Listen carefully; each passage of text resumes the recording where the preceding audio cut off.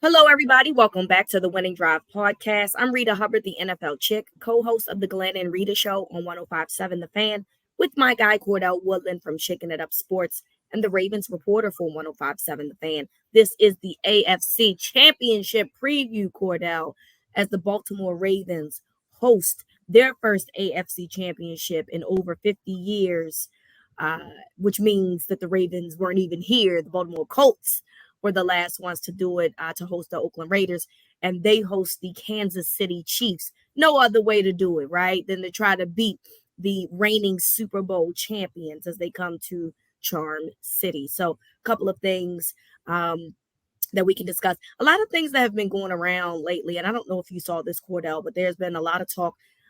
We've talked about DVOA on here for my football nerds. And of course, I mean that in the most positive way. I'm not saying that negatively. But, apparently, according to DVOA, the Ravens are one of the best teams. The 2023 version of the Ravens are one of the best teams in NFL history from a regular season perspective. So I am very leery on I guess, taking that information in because I feel like until they win a Super Bowl, I'm not ready to crown them as of yet. And I'm scared if I accept that, then that means that we're just assuming that they are going to, be the better team, which I mean, I'm not saying that I don't think that that's true. I'm just not ready to speak that out loud until they do what they need to do, which is first things first, beat the Kansas City Chiefs. Yeah, I mean that's really what it boils down to. Is it's all about playing the game. You have to play the game. If it was just about the best team, being crowned in the end, we wouldn't even have a postseason. And we've seen in times in years past where Yep. the best team doesn't always win.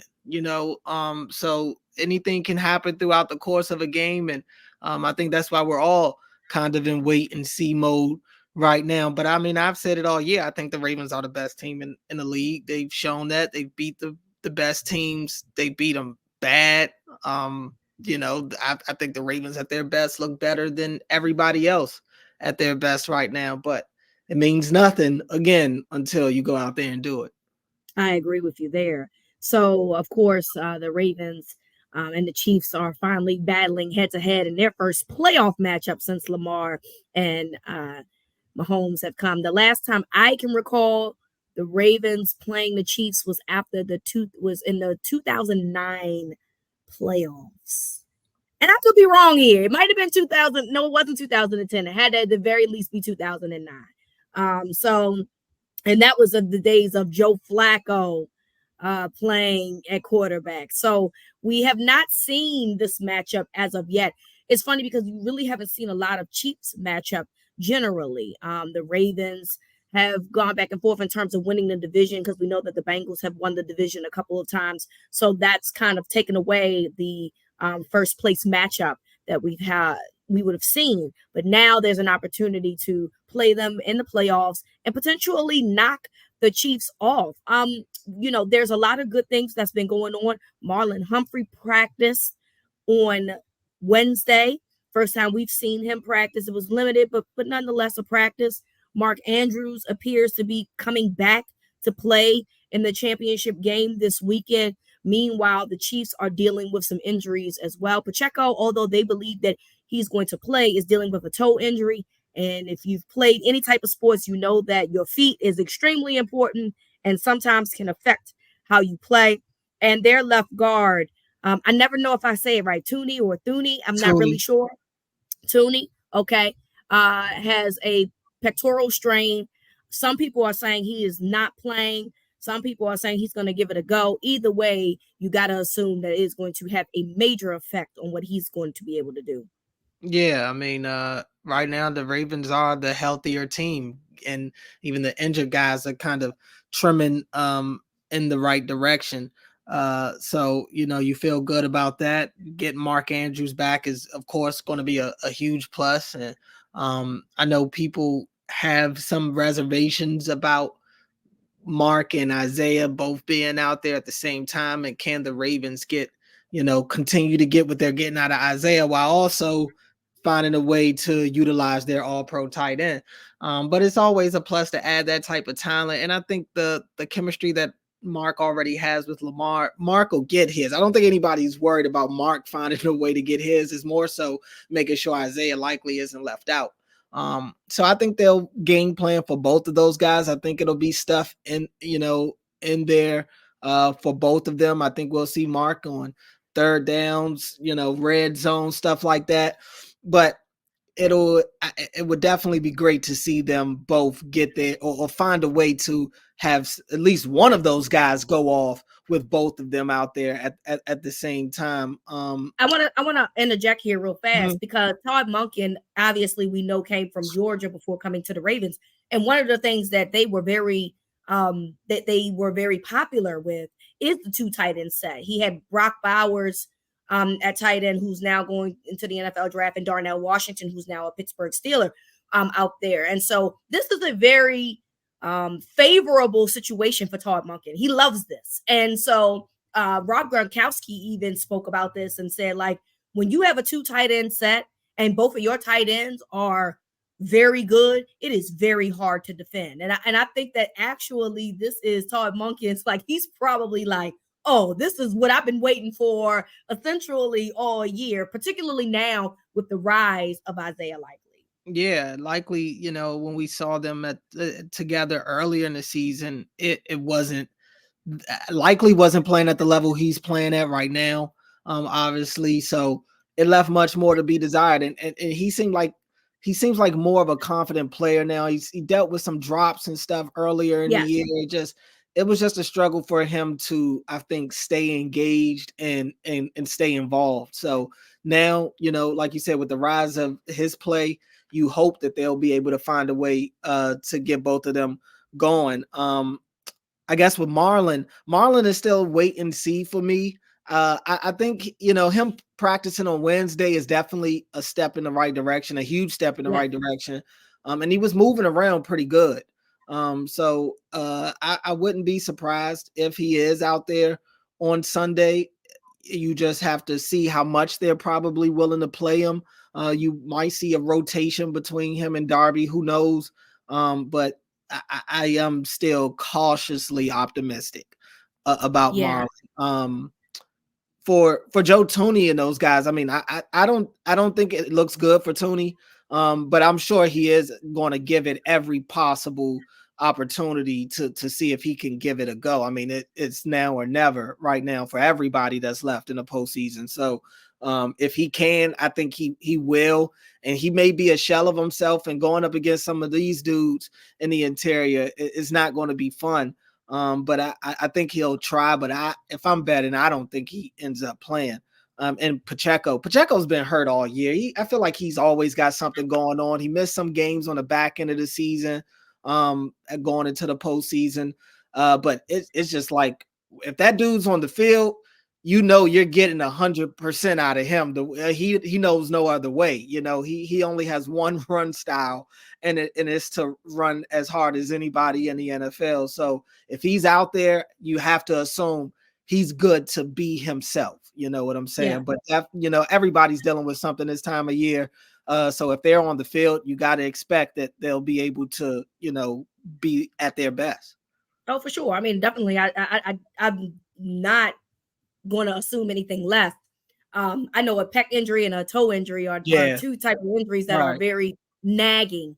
And the pec injury, we've seen that happen before. I mean, you literally need to extend your arms, and it won't allow you to do that. So this could potentially be beneficial for the Ravens, particularly, like you said, the interior guys, Justin Madubuike, Travis Jones, Michael Pierce. This could potentially be very good for them. And then on the other side of the ball, McDuffie and Sneed also, I think, Mhm. practice.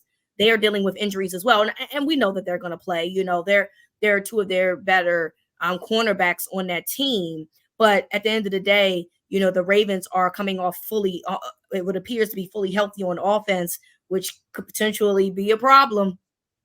Yeah, I think so. I mean, this offense has stepped it up, and look, we'll see. I mean, I'm of the mindset that adding a guy like Mark is only a positive. I Yep. see there are some fans that are skeptical, and like I said, I can understand it. I really do. I mean, I think there has been, and I want to say this in a way that's not like, I definitely don't think that the Ravens are better off without Mark Andrews. I don't Right. want that to get misconstrued. But there has been some positives that have been able to happen, I think, with the absence of Mark. It's kind of allowed Lamar to get other people involved. Spread the ball's being spread around quite a bit in this Yeah. offense right now. And when Mark was there, it was even earlier this year when he was there, it was still kind of like, yeah, Zay was getting a lot of opportunities himself, but really outside of Zay, it was heavy Mark. At that time, they were still trying to force feed Odell Beckham, I think, to get him up to speed, but Mark was still a huge part of what they were doing. And that's not a negative, but I think over the course of Lamar's career over the last couple of years, a lot of his interceptions are when he's trying to force it to Mark Andrews. Just having other guys out there that he could build that rapport with, have that same trust in, and give those same opportunities, some of those jump ball opportunities that he would give to Mark, he's now given to Isaiah. He's given to some of these other guys. I just hope that Lamar keeps that. It finds a way to still, allow Mark to be probably the best player on the field next to him, but also understand that you've got other guys that have been making plays for you all year that are still going to be out there as well. Definitely something I want to bring to the attention. The Bills had 182 rush yards against the Chiefs, and Chris Jones himself even said they got to find a way to tighten that up against one of the best rushing teams in the National Football League. So that's going to be something we'll be paying attention to as well. We'll talk about the Lions and the 49ers coming up here on Winning Drive.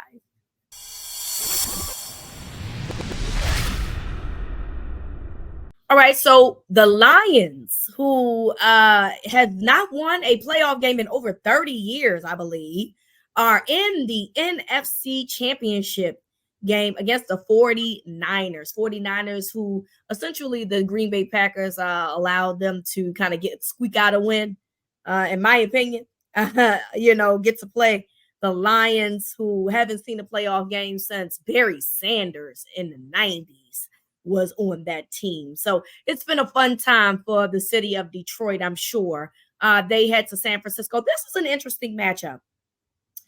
The Lions, I believe, on offense, have the tools, in my opinion, on what it takes to attack San Francisco's defense. San Francisco's front seven is very good, phenomenal even. But their secondary to me is a little bit suspect, and I think that they can be exposed. I think that the Ravens showed you that their secondary can be exposed, and I'm curious to know if the Lions, if they can hold up Jared Goff, if they're going to be able to expose that secondary of the San Francisco 49ers. And that to me I'm more interested in that matchup. I know everybody's going to talk about Brock Purdy because he's been a topic of conversation for a couple of weeks now. I'm more interested in seeing what Jared Goff can do against that 49ers defense. Yeah, I think, it's crazy. All year, I have felt like the Niners, at one point, I thought they were the best team in football up until Christmas night, where the Ravens just literally just stole that throne.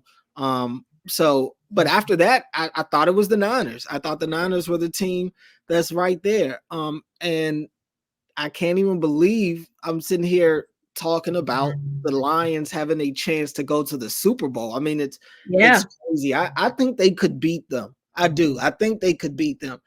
I'll pick the Niners to win. I think the Niners are still the best team on the best day. If we're talking about Detroit and San Francisco both having their best games, give me San Francisco every day of the week. But I'm not so confident that they'll be able to do that. I don't know what will happen with Deebo Samuel. It sounds like he's probably going to end up playing, but will he be able to be Deebo? We'll see. Now, granted, he's got other weapons on the offensive side of the ball, but Deebo's a huge part of what they do. I still trust Christian McCaffrey. I mean, Oh, for he sure. one of my favorite players in the NFL, one of the more consistent players in the league. So he'll get his.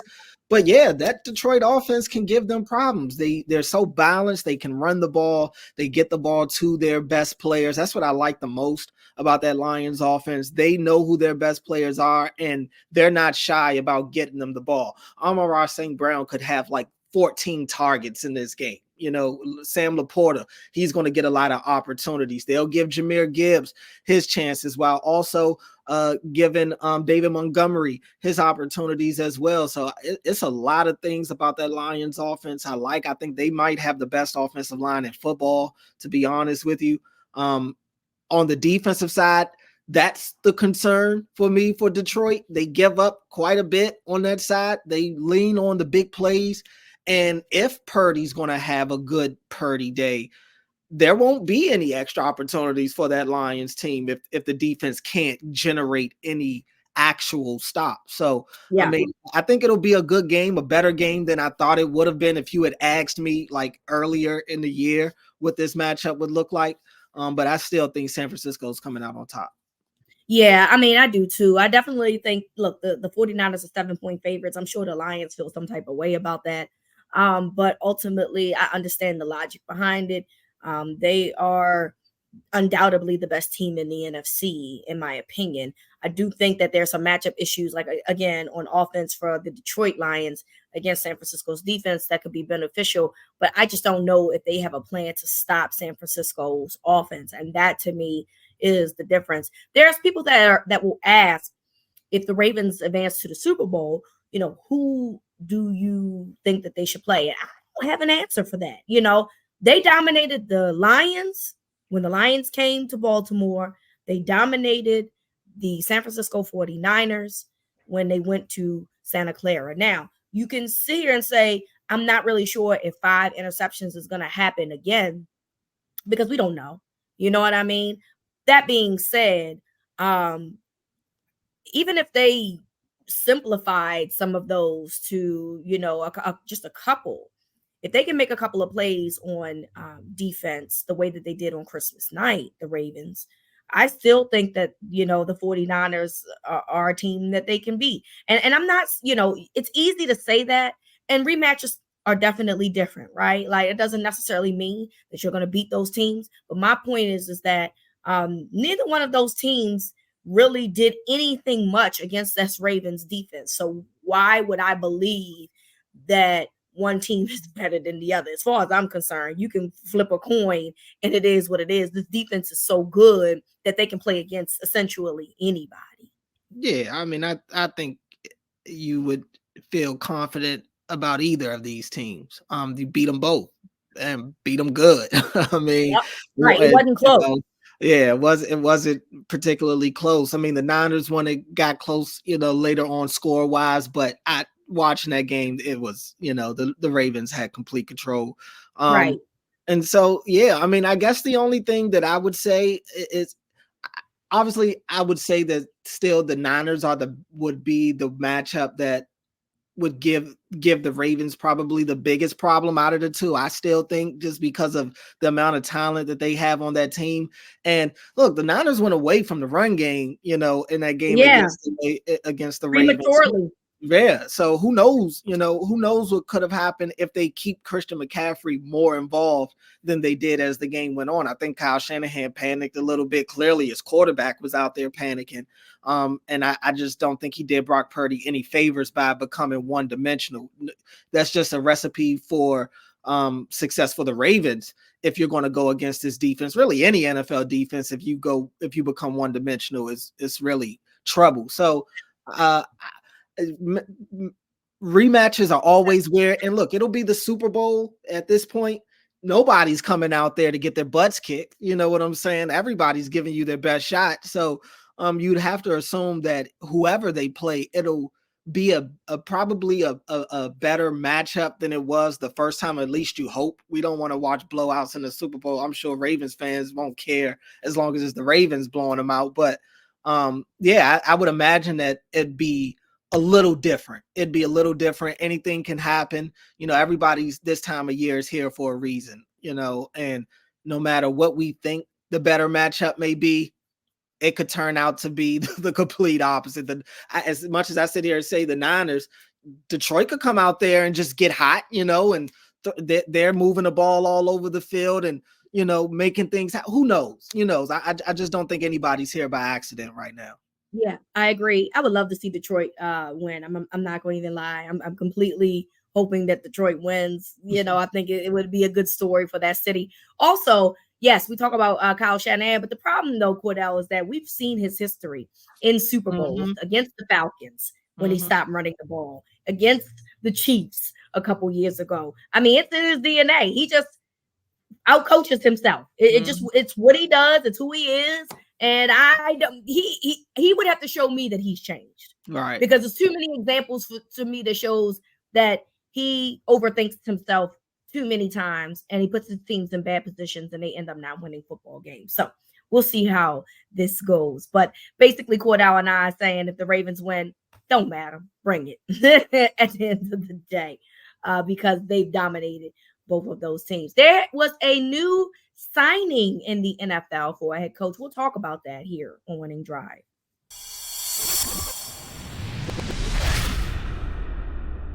By now, I'm sure you've heard that Jim Harbaugh has left Michigan and is coaching the Los Angeles Chargers. I definitely saw this coming. I think I tweeted this not long ago. Like, look, California is a place that he knows, even though he was in Northern California at Stanford. But at the end of the day, it's a familiar territory for him. And now he's going to LA to be the head coach of the Chargers. The Ravens play the Chargers in 2024. Obviously, we don't know when yet because the schedule has not come out yet. But we do know that there will be another Harbaugh Bowl, not necessarily for the big stakes that it was in 2013 for the Super Bowl, but they will be facing head-to-head sometime in 2024. Yeah, they will. I think it's a good hire. And look, it could end up being a good matchup. It's not like the Chargers have a bad team. I mean, that roster will look different next year. They've got to figure out some of their money issues. But they've got their franchise quarterback. I think they'll be able to make something happen. So I think it's a great hire. They've already got some sort of structure in place, and you get another Harbaugh in the NFL now. Who knows? And Jim, I think Jim is a good coach. I don't think anybody could take that away from him.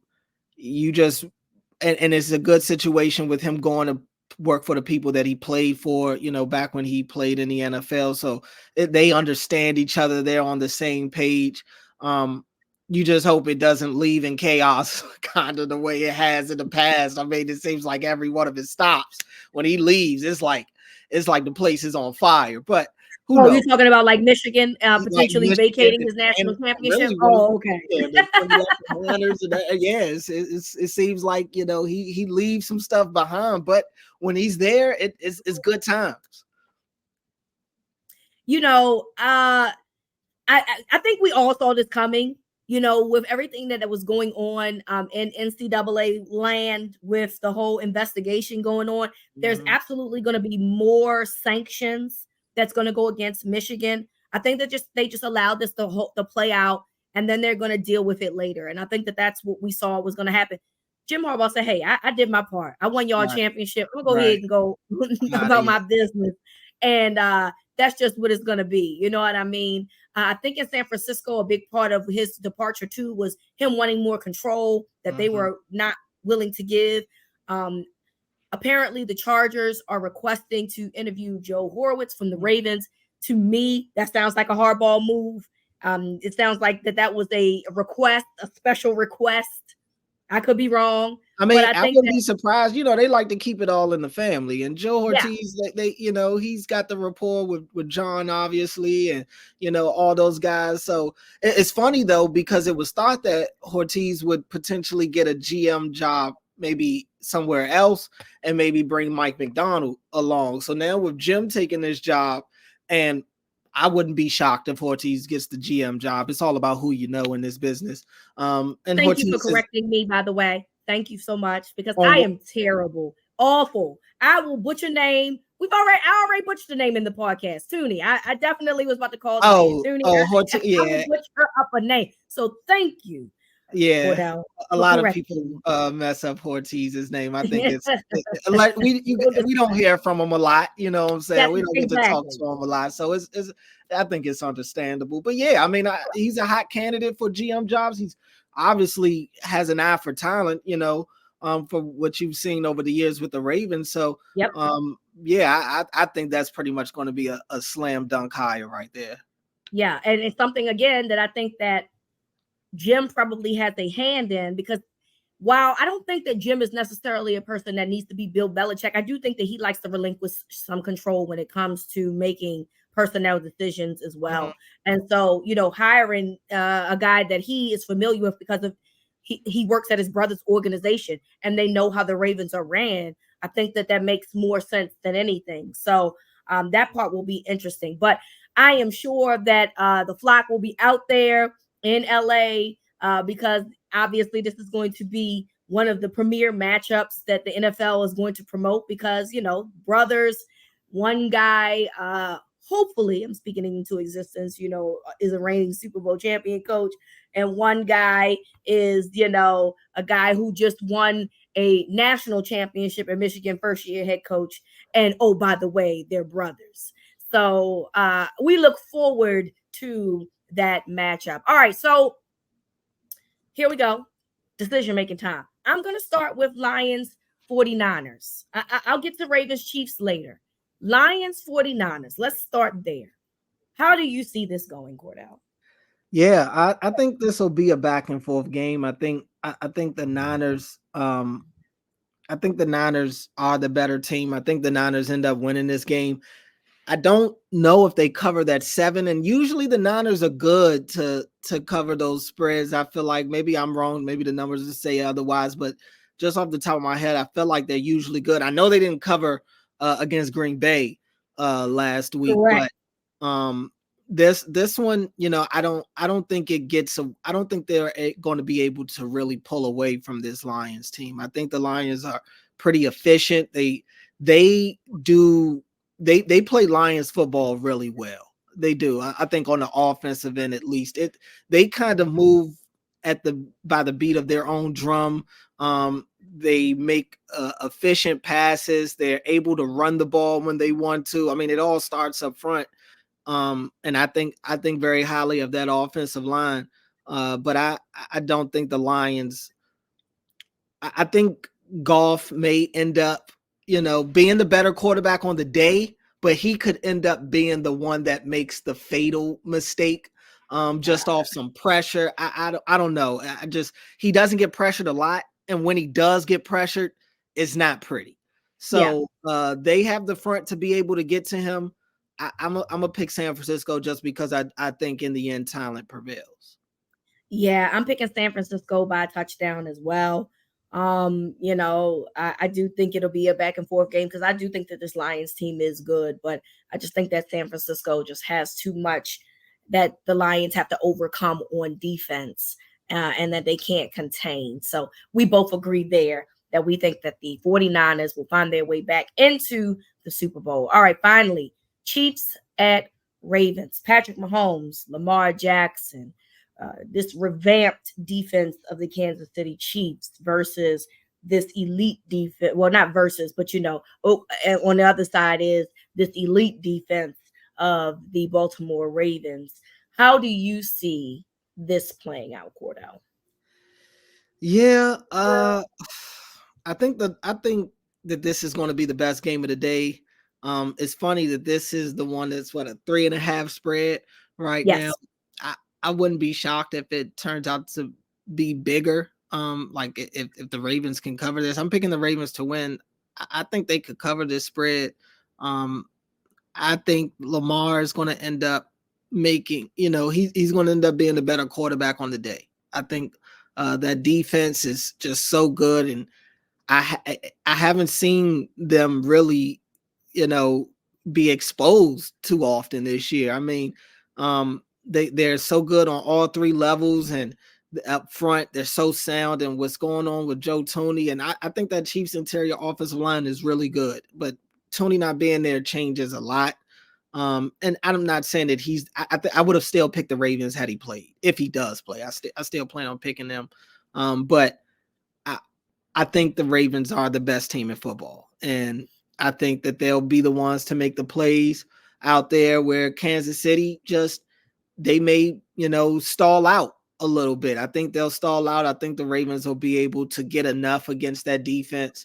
So, yeah, I think the Ravens win, and I think they end up covering this spread. I wouldn't be surprised if it's like if I'm going to go score, I'm going to say 28-17. Ooh, okay. So you got the Ravens winning by two scores, essentially. I also think that the Ravens are the best team. Look, this is no disrespect to Patrick Mahomes, okay? I think you wanted to think that they were out for dead because was a down year, quote unquote, for the Chiefs. But they have Patrick Mahomes, right? And he's never going to have them out of it, period. He's going to make the plays. But ultimately, I just think that Lamar is playing at a level that we probably saw Mahomes playing when he went to his first Super Bowl. It's just a different level that he's playing at. And I'm not saying that Mahomes is not on that level. Mahomes is already on the level. He has 2 Super Bowls. He has 2 MVPs. So what I'm not saying is that Mahomes is not already on that level. But what I'm saying is that Lamar is now matching the level that Mahomes was on when he first started his Super Bowl run, which is very scary. And he has the weapons to do it in this position. Too many times, as good as the Chiefs defense has been, I just been hearing too many things, this defense is top 5. Well, the Ravens have played good defenses essentially all year. The Browns, they played twice a year. They put 24 points up on the Browns. And I have to say, even though it was 31 points, that one was a pick 6, remember, with Kyle Hamilton. But still, nonetheless, they put up 24 points. And, in the second half, they just kind of faltered a little bit.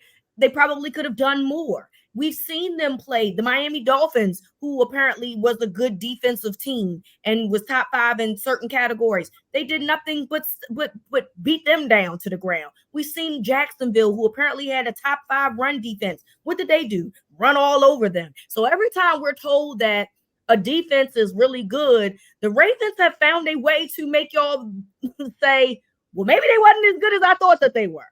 You know what I'm saying? And I don't know how that's any different on Sunday. So I just think that the Ravens, if the opportunity is, if it's any time, it's going to be now.